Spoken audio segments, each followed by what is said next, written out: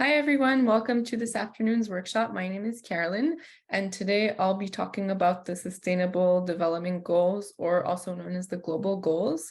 This workshop is in the context of the Kreocode Challenge, which is a coding challenge using Scratch and Scratch Junior to illustrate a solution to a global goal. You don't have to be a participant of Kreocode to listen to this workshop either, because the global goals are just amazing, and it's good to wrap your head around them and brainstorm some ideas of how you could bring them into the classroom without necessarily doing coding. However, this coding challenge is a great opportunity to integrate the global goals into your classroom and also try coding. If you're not an expert in coding, if you're just starting out and you have questions or you need support, a coding event is a great opportunity to start doing that with your students, because there's tons of support resources, there's lots of consultants that are available, and there's kind of like a timeline of workshops as well. So if you'd like to start coding and you're kind of afraid to, or it's your first time, this coding event is a great opportunity. So today we won't be looking at Scratch. We'll be looking at the part about the Sustainable Global Goals. I put global goal number 12 because for the Scratch challenge, we picked global goal number 12 this year to work on. So today's plan, I'm going to start off by introducing the Sustainable Global Goals, which I might refer to as the SDGs, or the Sustainable Development Goals. We are going to explore more specifically goal number 12, which is responsible consumption and production. And after that, we're going to brainstorm some activities that you can try out with your students. And we'll also share some resources. So my colleague who's here, Chris and I, we've curated some really great resources, videos, and posters about the Sustainable Global Goals. And we put them all on a Wakelet. I don't know if you've heard of Wakelets, but it's a platform, it's a curation platform really, where you can organize your resources. So you have the link at the bottom of this slide for this Wakelet. The first column is the slides. I'll also add the recording, today's recording, if you'd like to share it with your colleagues or with your teachers, or if you want to just view it again. The second column is about the sustainable goals in general. So there are some videos and resources that we'll take a look at after. Third column is specifically the global goal number 12 videos. And then we have some teacher resources as well. So this will be available to you. So what is sustainable development? I could explain it to you. However, we've curated really, really cool videos that could also be used to present them in your classroom to your students. And these videos are great prompts to get the conversation started. So I'm actually going to kickstart the workshop with this 3-minute video that, in a nutshell, it explains really well what the global goals are, as well as the 3 dimensions.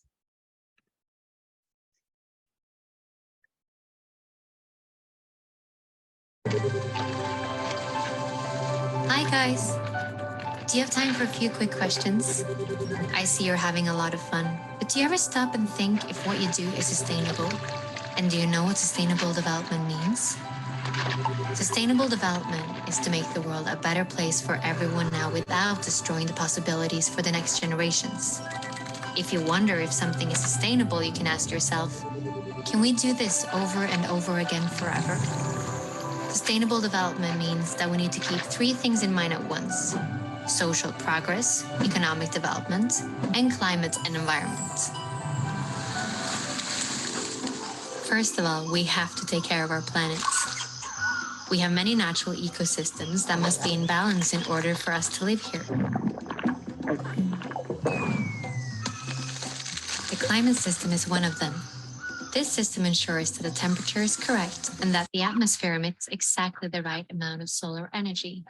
When we emit harmful greenhouse gases, such as CO2, we clog the atmosphere.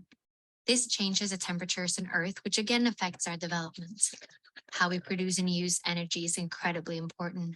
Oil and coal are examples of energy we may run out of. Water, wind, and sun, however, will always be here. Using the lasting sources of energy that renew themselves is good for the planet and can provide jobs for years to come. Economics. Almost everything we develop, buy, and trade starts with nature.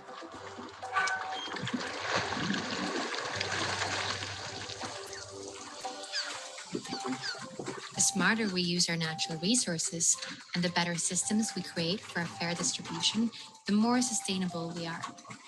One way to contribute to a more uneven distribution is to be more aware of what we buy and how it is produced. A football is a good example. It travels far before it reaches the football players. First, materials are made. Then they print the logo somewhere else before a third country sews it all together. One single football sees the whole world before it reaches its goal. This journey ties us together. If we are to win the battle for a sustainable future, we have to play with fair rules that applies to everyone. Social progress. We humans are part of nature, but we're also important resources for the world. Just like water, the forest, and the sun, we have minds that can create the strangest and most creative things. But for us to be the best versions of ourselves, there are certain things that must be in order, like having equal opportunities to education, safety, food, and medicine. This provides greater opportunities for us as human beings, but also for the planet. We just have to think in new ways. These three must work together. That is sustainable development. And there is actually a plan for this. All the countries of the United Nations have agreed on a joint plan for sustainable development. But for the plan to work, we need to cooperate, and we need you to be on board. Are you with us?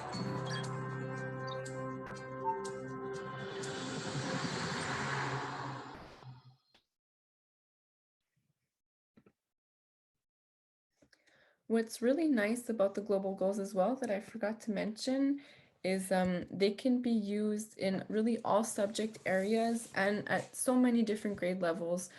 For example, it can be addressed in the preschool years, elementary, high school, adult general education.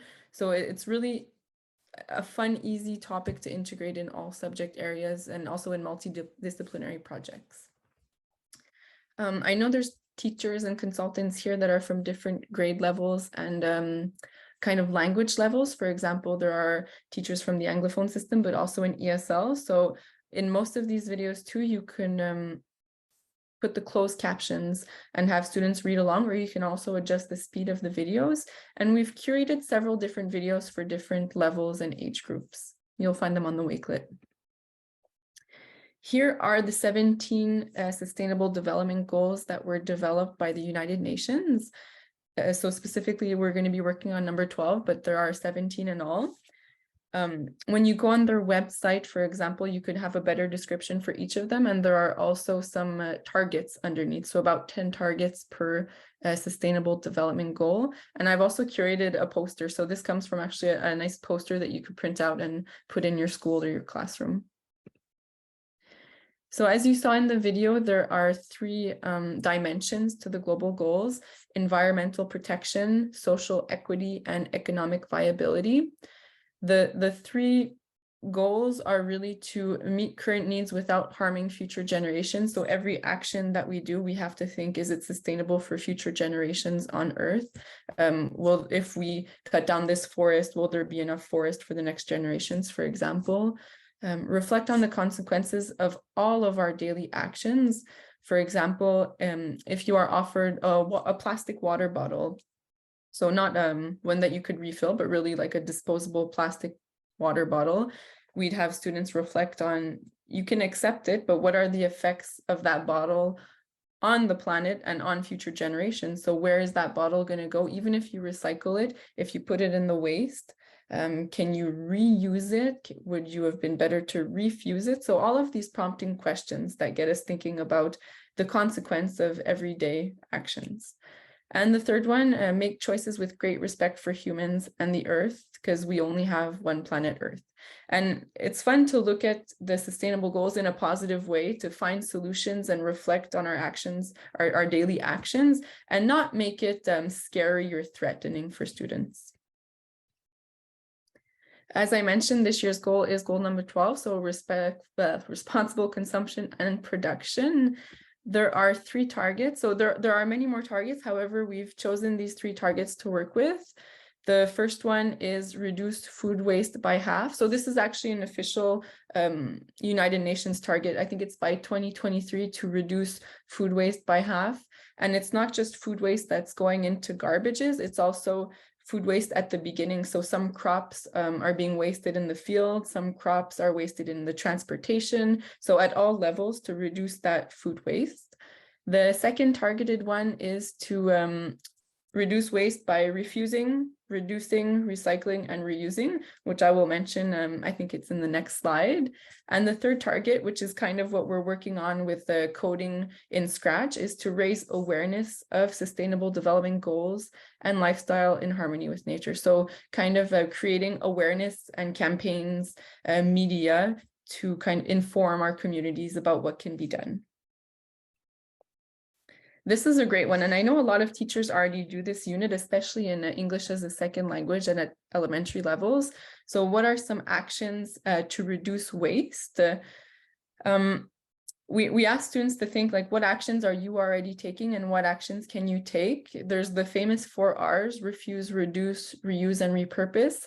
Refuse, it's the main one. It's actually the most important one that has the most impact, because when you think of it, if you change your habits prior to recycling or disposing of something, then you won't have to deal with that recycling and disposal. And if more and more people refuse things that are unnecessary or bad for the planet, then companies will stop producing them. So that's one of the essential steps.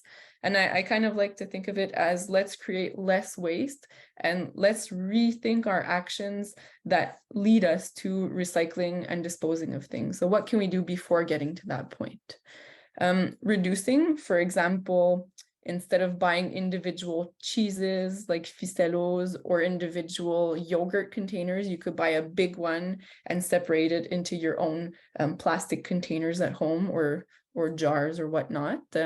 Speaking of containers, you could reuse, for example, containers that you got from the restaurant, but now you're going to be changing your habits and bringing your own containers to the restaurant to reduce the waste. So it's just thinking of little actions like that.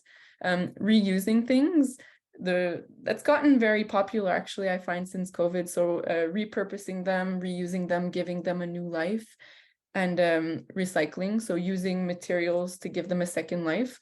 I don't want to kind of give any favoritism, but there are some companies, some big companies like in the United States, who have been working towards that. And for example, using plastic bottles and plastic waste to create their products, shoes, for example. Here's the link to the Wakelet that Chris and I created and that I shared at the beginning. There are also 2 little videos like this that are really fun for students. Worldwide, 30% of food They is want to lost play. or Okay, I'll wasted. give you a preview. This averages out to 614 kilocalories per person every single day, about the same as 10 medium eggs or 21 large carrots. But wait, what does this have to do with climate change?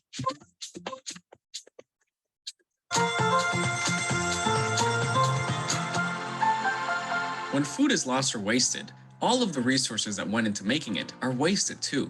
Globally, this accounts for 1.4 billion hectares of wasted land and 250 kilometers cubed of wasted water every year.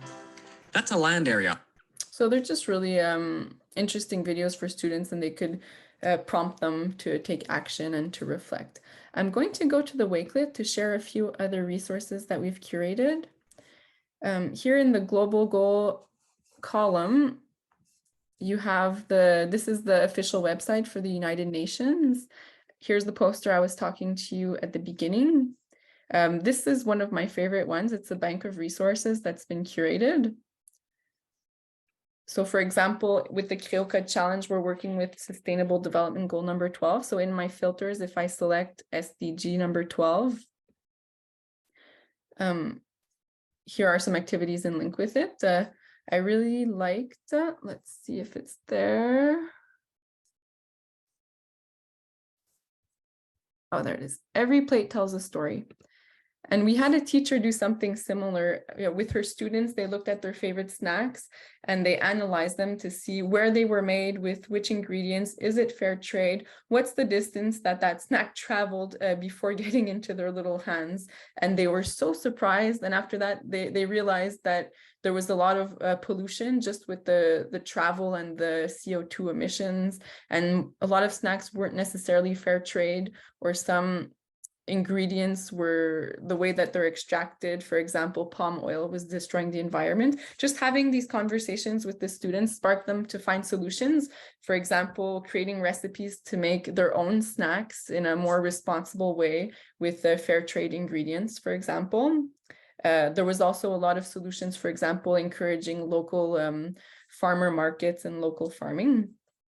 So this is just an example of an activity you could find on the site. Every plate tells a story. If you download it, you have the PDF. In this case, it's just a poster, but with some really good questions to ask your students. Okay, no, it's more than a poster. Yesterday I clicked it, it was just the poster. So total time 60 minutes, the age range, which you can always adapt depending on your students. And then you have the whole lesson. Here's the poster I was talking about. So how far did my food travel to get to me? Who grew or helped produce my food? What was my food packaged in? How much food am I wasting? And am I making healthy choices? So it addresses so many dimensions that are interesting and healthy for kids to think about.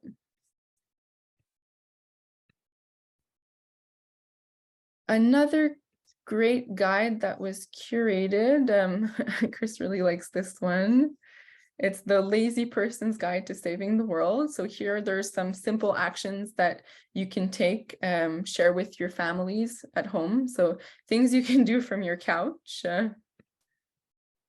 composting, recycling paper, air drying, letting your clothes and your hair dry naturally instead of using a machine. So little things like that. Otherwise, here you have the videos I was mentioning. Under this column, SDG 12 resources, there's a really fun guide under SDG 12 selected resources. So this is a PDF with curated activities that you could try with your students. I took a quick look at a few of them. This one was interesting, the story of stuff in general. So when you click on it, there's a video that explains what the moment that stuff is created, to buying it, to disposing it. So what is the life of stuff? And it really gets you thinking. And otherwise, on the Wakelet, I added the Kreocode resources. So there's a Wakelet of Scratch resources to support you, the teacher guide for Scratch Junior and the teacher guide for Scratch. Otherwise, I think that was it.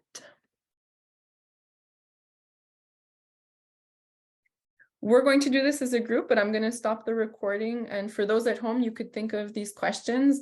Is there anything you already do with your students that resonates with the SDGs? So instead of adding, is there, like, how could you integrate the Sustainable Development Goals into your practice and activities that you're already doing? And do the SDGs inspire any ideas to try with your students? So this brainstorm part that I'm going to have with the participants, we are going to take notes in the document that will be placed in the Wakelet. So you'll have the ideas we brainstormed today, but I invite you to think of your teaching practice and how could you take a look at not necessarily just SDG number 12, but all of them, and maybe sprinkle a little SDGs in your practice. So thank you for joining today's session. We've put a bunch of resources here as well for Scratch.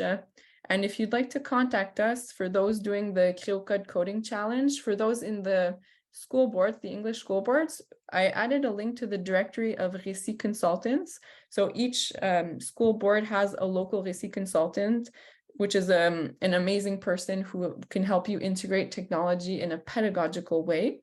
And for English as a second language teachers, you can also contact your local RÉCIs, or you can also contact the RÉCIT Domaine des Langues for ESL. They'll be happy to help you. So don't hesitate to reach out, and happy scratching.